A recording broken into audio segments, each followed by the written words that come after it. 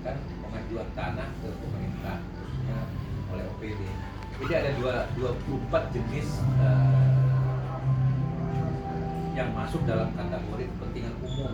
Nah, kalau tidak masuk dalam kategori itu tentu ini akan menjadi masalah dalam hal pengertian lahan di dinas pertanahan.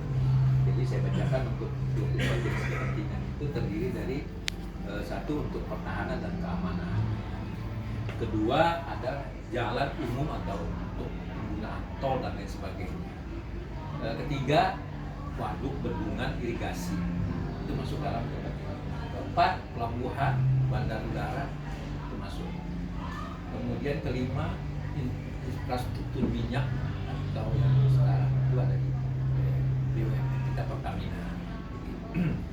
Kemudian yang keenam pembangkit transmisi atau tempat-tempat listrik dan lain sebagainya. Ketujuh jaringan telekomunikasi. Kedelapan tempat pembuangan dan pengelolaan sampah. Ini masuk dalam kategori kepentingan umum. Rumah sakit. Ke-10 fasilitas kesehatan keselamatan umum. Ke-11 permakaman masuk. Ke-12 fasilitas sosial, ruang terbuka hijau. 13 itu cagar alam atau cagar budaya.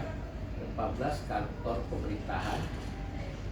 4 penataan pemukiman kumuh masuk dalam kategori kepentingan umum. Kemudian 16 itu sarana pendidikan.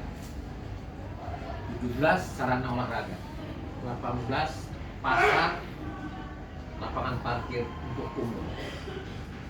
19 itu kawasan industri. Itu ke-20 kawasan ekonomi. 21 kawasan industri yang diprakarsai oleh kuasa pemerintah pusat, pemerintah daerah atau badan usaha milik negara. Ke-22 itu kawasan pariwisata. Itu masuk dalam kategori kepentingan umum. 23-nya adalah kawasan ketahanan pangan yang diprakarsai atau dikuasai oleh pemerintah pusat, pemerintah daerah, badan usaha milik negara.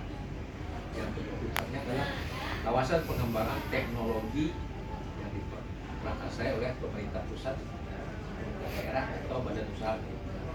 Nah, ini yang masuk dalam kategori yang dikatakan itu tanah untuk kepentingan umum sesuai dengan pasal 10 Undang-Undang 96 tahun 2003. Nah, jadi dalam hal kita mengajukan permohonan tanah tidak lepas daripada itu di dalam 24 jenis kepentingan umum. Nah, kemudian